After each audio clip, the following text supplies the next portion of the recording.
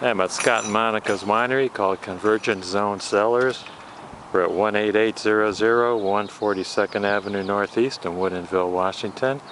And I'm making a house call for a sick patient today. Looks like the forklift isn't working too good. So let's take a look and see what's going on. Got a Clark forklift, model number C500-45, type G. It's a propane powered 4-cylinder unit. Shouldn't be that much different than a car. Just needs a minor tune-up. The air filter is on the right side. Access that by pushing in on the plate and pulling down on the hand lever. That's how we get to the air filter. Want to make sure the new part matches the old part. Take off the wing nut.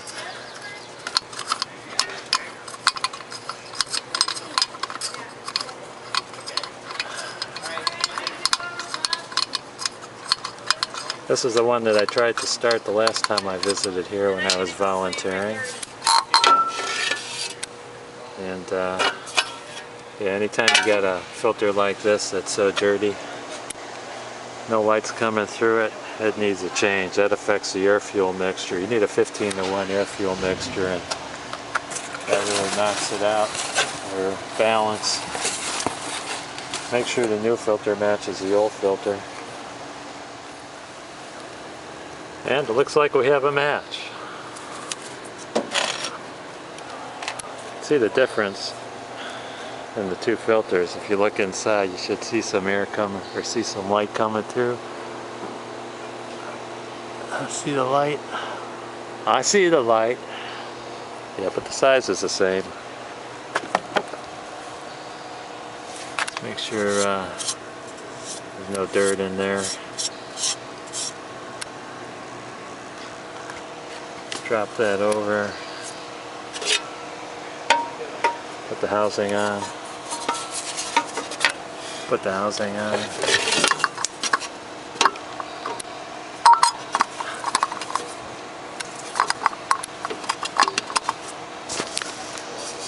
Jiggle it around. There we go.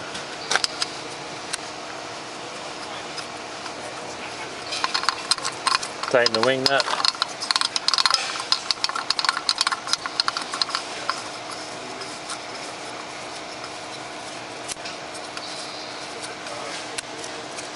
Make sure it's secure so that no air is leaking in, or no unfiltered air is leaking in. Get that snug. Yeah, I think it's good. Okay. Everything else is on the other side.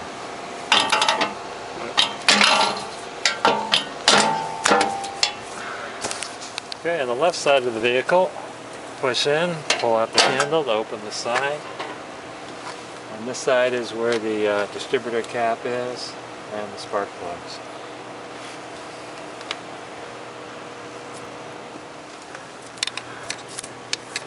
Okay, first we'll open up the distributor cap. There's two screws that hold it down.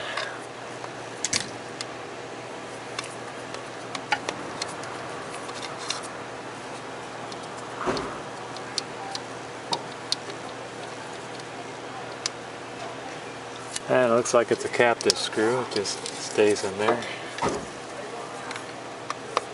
Got the other screw on this side.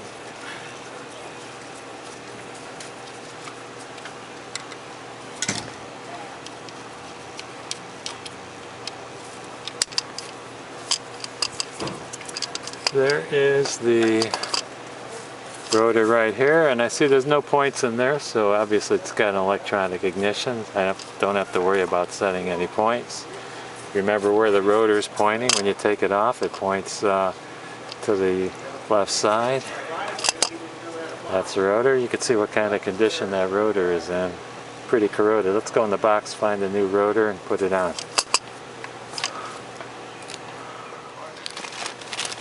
Here's a new ignition system kit. It looks like they might have given us the wrong application. The rotor we need is in here, but also there's a condenser and points. And I don't know if you can see that, but Obviously the system doesn't have that. Maybe they pulled the wrong part. I'm going to take the rotor out, see if it matches for expediency.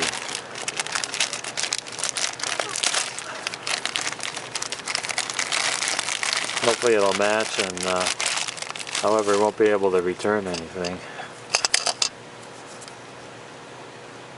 Yeah, that looks like a good match. Put that on.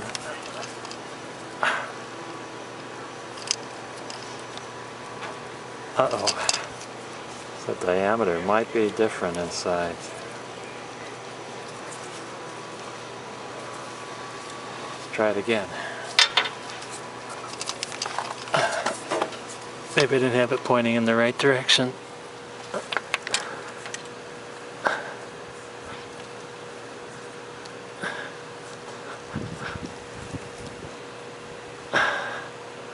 That definitely does not fit. Gonna have to return it. Oh, that was a failure with the rotor. We're gonna have to use the old rotor and order another rotor from the company. And if you look at the cap is not exactly like the old cap, but there could have been a design change. This other cap looks higher. I'm gonna try to put it on and see if it starts before I start changing any spark plugs or wires. So I'm going to put it on the same way it was on before. There should be a little locating tab in there, and it's right here. This should match up with that locating tab. So like that. That matches this tab right there. I don't know if you could see it on the floor, on the plate of the cap. So that should go on like this, if it's going to fit. Okay, let's screw that down.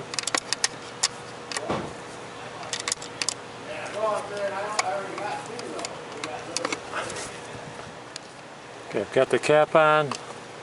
I'm going to start swapping out parts to the next side of the screw. This wire will go here.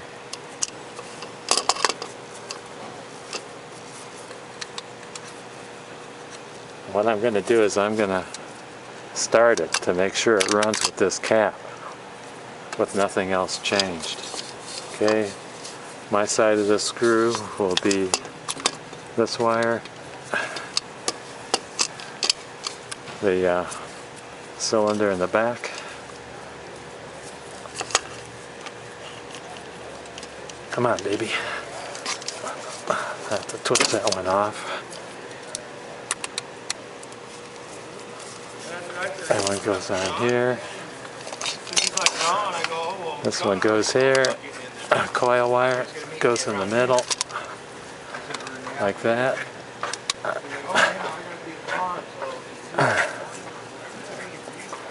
Okay, let's try to start it. Make sure it runs. Make sure they're all on tight.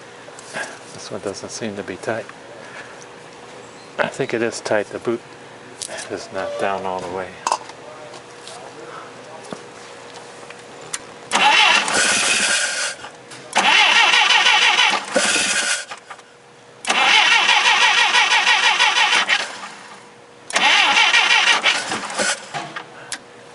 Doesn't start. I don't think it's making contact. I'm going to put the old cap back on.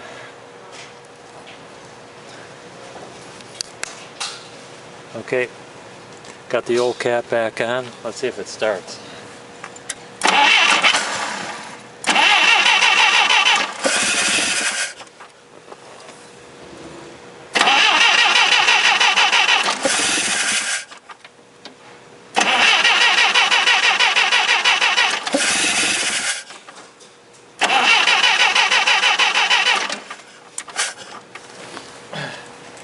Well, it doesn't start.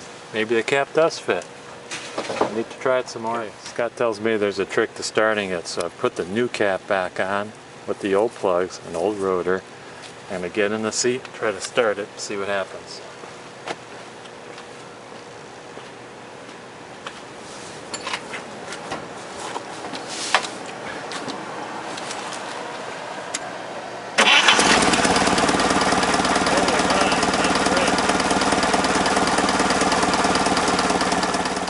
the new spark plug comes with this protector on, which leads me to believe they're pre-gapped. This protector keeps the gap from getting crushed during transit. So I noticed that they're all at 25 thousandths, and I don't have any specs on what the gap should be, so I'm going to install them as they are with 25 thousandths. First I'm going to take one of these plugs out and see if they match up, see if they're the same depth, because I'm kind of spooked by the difference in dimensions of that rotor. Hopefully these plugs are the right plugs for this application. Here's a new plug matched up with the old plug, both 22 millimeters, and they seem to be the same heat range. I think it's going to fit. Let's give it a try. Always put some anti-seize compound on the threads before I put the plugs in.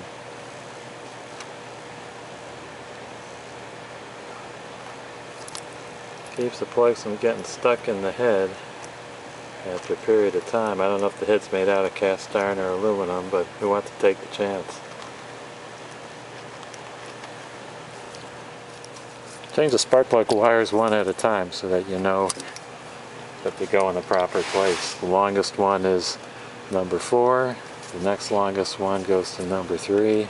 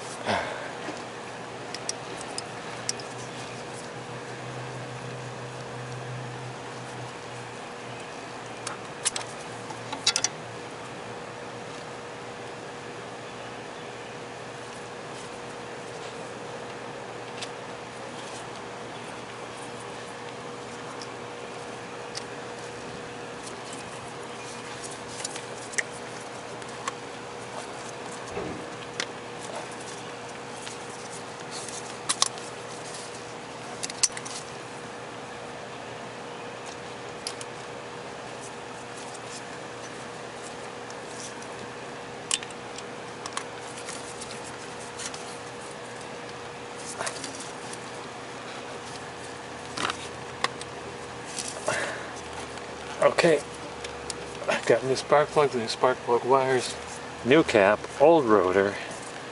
All the connections seem tight. Let's start it up. See if it starts.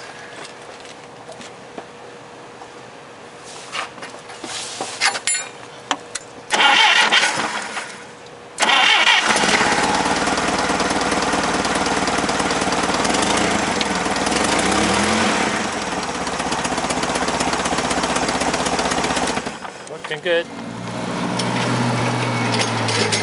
There comes a happy customer. Good job. Yeah, all right. You're hired. Yeah. Are you done? I'm done. No, put it back. Yeah. Okay.